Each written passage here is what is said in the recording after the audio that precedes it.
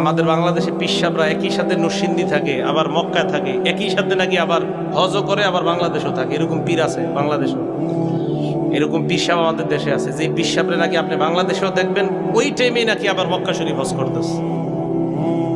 এই ঢাকা একজন হায়দার আলী পীর মারা গেছে, তার ভক্তরা নাকি তাকে হজ করতেও দেখে, আবার বাংলাদেশে একই সময় দেখে।